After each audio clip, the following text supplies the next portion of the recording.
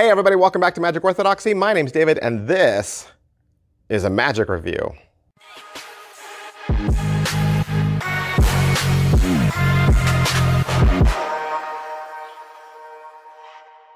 Hey, today we're gonna look at Balance from Joshua J. and Vanishing Inc. All right, balance, what is this? It's a balancing trick, really. It's a balancing effect. It's a thing of beauty, it's mysterious, it's a puzzle. It'll leave your audiences with questions unanswered. Basically, how Joshua J does this is he performs this in his parlor routine. I assume he does it all silently to music as an artistic piece. And he uses this right before his intermission. So he sets all this up and then leaves it on stage while he takes his first break. And basically the trick is balancing the items that you are getting in this box. So you'll have a pencil, a toothbrush.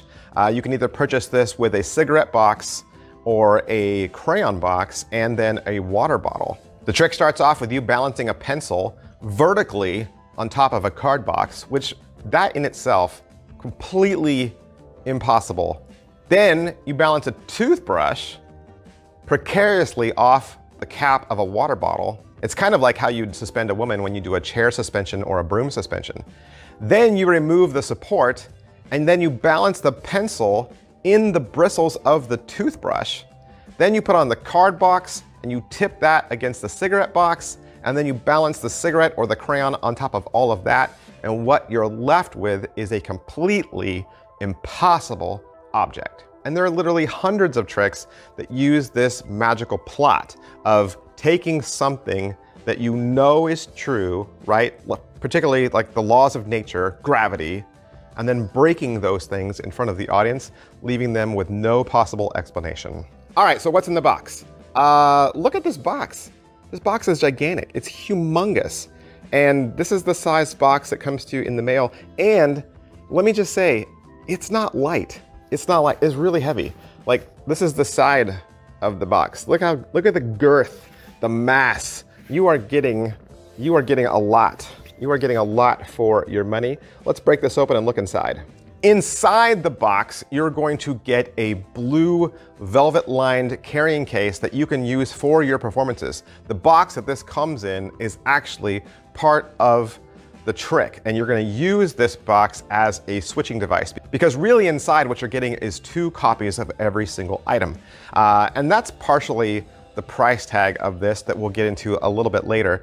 But in effect, you're getting 2 pencils, 2 toothbrushes. You're getting either the cigarette box or crayon box, one or the other. And of course, you'll get a cigarette or a crayon to go inside that, and you'll get the water bottle. And really inside this box, you're getting a gaff set and an ungaff set, so that at the beginning of the trick, you're able to bring people up out of the audience, hand each one of them one of the items, so that they understand that the items are completely normal. And really, there's a little bit of, magic work going on in your brain when you hear this, because then you're thinking in your head, well, then the other items, the gaffed items, it would be obvious to somebody holding it what was gimmicked about it, and that's not really true. If I handed the gimmicked crayon to you right now and just told you to examine it without telling you what it was used for, you would think it was a normal crayon. If I handed you the toothbrush and told you to examine it, even though it was a gaffed toothbrush, you wouldn't find a thing in it. The gaffed items could be casually inspected and your spectators would not find a thing. But the reason to include the ungaffed items is so that you can hide the gaffed items very smoothly without any worry. The spectators would all return to their seats, and then you would take those items and then proceed to balance them in front of the audience, one atop the other, each balance more crazy and impossible than the next. So yes, it's a big box, but you're getting a lot inside. Vanishing Inc. and Joshua J. have spent a lot of time giving you just everything you need to do this completely impossible effect. Is it what I thought? Yes, it is what I thought. And it's what you think, really. I mean, as a magician, you watch that and your brain starts working and you think, oh, it's this. And then when I got it in the mail and, it was that. There was one element that wasn't that, and we'll talk about that a little later. How are the angles? The angles are perfect for a parlor setting. The reason why I say that is because lighting is key. I mentioned a little bit earlier that there's one element that's not the method you're thinking of. There's another method, there's a second method that only applies to one of the gimmicks.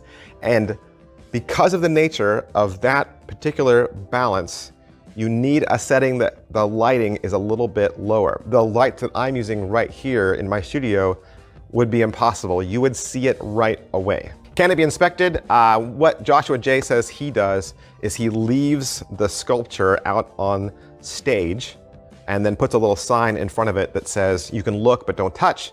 And then there's a little bit of a distance. You know, the spectators can't come onto the stage. They can look at it from the edge of the stage. All right, so what's the overall quality and production value of the video? Vanishing Inc. always makes great videos. Joshua J is a great teacher. When you get this, you're gonna get 40 minutes worth of instruction. Josh is sitting on a couch. There's a brick wall behind him. He is well mic'd. You have great lighting, and the camera tracks with his movements. As far as what's taught on the video, you're gonna get an intro. He's gonna talk about the idea and how he came up with it. He's gonna cover what's in the box. He's gonna go over how you switch out the non-gimmicked items for the gimmicked items. Then he's gonna go through an entire presentation with handling tips. And then he's gonna talk about how to disassemble the object. And then he'll give some credits and more background. All right, so is it well made? Everything is completely well made. And it's really well packaged so that you know exactly which items are gaffed and which items are not gaffed. Because like I said earlier, if you held them side by side, you wouldn't be able to tell the difference. This looks like a real toothbrush, a real crayon box. Everything looks exactly like how it should. How much practice does it require? Not much. I was able to follow his instruction as I watched the video and play along with him and build the item with him as he did it. It didn't take much at all. And I think if you listen to his advice, because he gives you all the advice you need, you know, it's not as simple as just insert slot A into slot B and then it fits. Like Joshua's gonna give you the magical notes you need while you do this. Because I think a critic could watch this and say, you know, where's the magic? All you're doing is just making a tower. You know, you're just stacking blocks on top of blocks and ta-da, you know, my tower didn't fall over. That's not the magic. You know, and if that's what you think, then you haven't watched the instruction and you don't understand this trick. If you watch Joshua J teach it and he explains how the objects go together and how he places them together. And I mean, I've never seen him do this live, but I assume that it's not fast, right? And it's all done to music, it's timed, much like a performance piece, right? Much like a performance piece. And you're creating tension as you go. Because, you know, some of those balances look like, oh, they could be possible, but then you're ending with the impossible. And so you're creating this environment where everything's escalating. And I think that is what takes practice. I think if you just go stack, stack, stack, stack, stack, ta-da, people are gonna be left with, so what, okay? There's a lot of so what magic out there. And it's very easy to take a great trick and make it a so what trick because of your performance. There's a lot of hack magicians out there that turn great tricks into garbage because they don't take the time to create a piece, a work of art. All they do is just follow the instructions and go dang, dang, dang, dang, dang. And this trick should equal your great reaction. And then it doesn't get a great reaction and then they wonder why. Those great reactions are gonna come when you put the practice in, when you polish your moves, and when you build the suspense. How much setup and reset is there?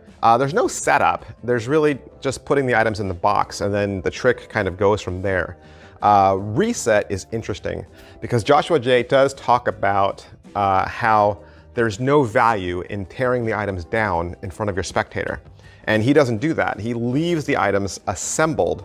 And then I would assume sometime in the intermission, the curtains would close and then someone would come out and remove the objects. Because really, if you have to disassemble it in front of the person, I think kind of the magic gets lost. So this is kind of where this piece becomes a parlor effect and only a parlor effect. Positives, all right, sort of the positives I can say about this effect. You know, magic has its roots in wonder.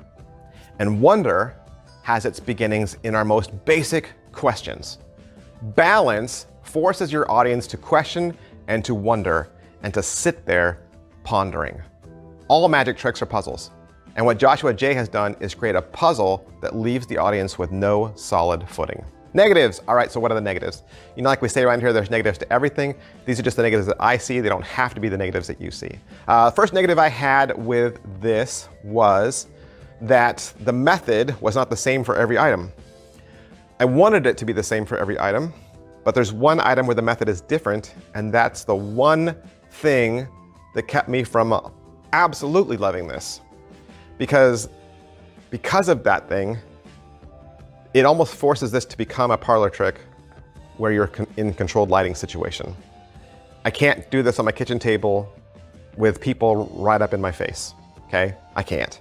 And I can't do this where people are gonna wanna reach out and touch it, okay? So you're kind of limited in your performance venue. You kind of have to do this in a setting where your audience isn't extremely close to you, that they're not gonna be tempted to reach out and touch the objects, but also because of lighting. The other negative I'm gonna say is I'm gonna combine this with the is it worth your money and the who would like this question, because I think all three of these are now tied together. How much is this? It's $250. It's $250. Now, don't whine and bemoan about the price tag, because the reality is this trick is marketed towards a working pro. I'm sorry, if you don't have a parlor gig where people are paying to come and see you, I don't understand how you could do this effect to the best of its ability. For one, the price tag puts it in the working pro category. $250 is not something that a hobby magician would just drop on their own. Second, the fact that this works more as a performance piece, works more as a piece that perhaps wouldn't get disassembled in front of the audience and shouldn't really be touched or looked at in really bright lighting, it kind of forces this trick to be done on stage. And while that's the intent of this trick, it's unfair for me to put it in the negative category, because that's the nature of the effect. That's not a negative. I'm just saying it might be a negative for you if you're thinking, ooh, I want this trick, but it's A, price too much, or B, I don't know if I've got the performance venue to do this trick. I think both of those things are things you really need to think about before you purchase. I want you to spend your money wisely, so I think you need to think about your character, think about how you perform magic, and see if this works for you. All right, so that's everything I can say about balance from Joshua J. and Vanishing Ink. Of course, I want to thank Joshua, Vanishing Ink, Murphy's Magic for allowing me to have this so that I could do the review for you. And if you would like to purchase it for yourself, you can find it from your very favorite Murphy's Magic dealer. Thanks. I'll see you guys next time. Bye.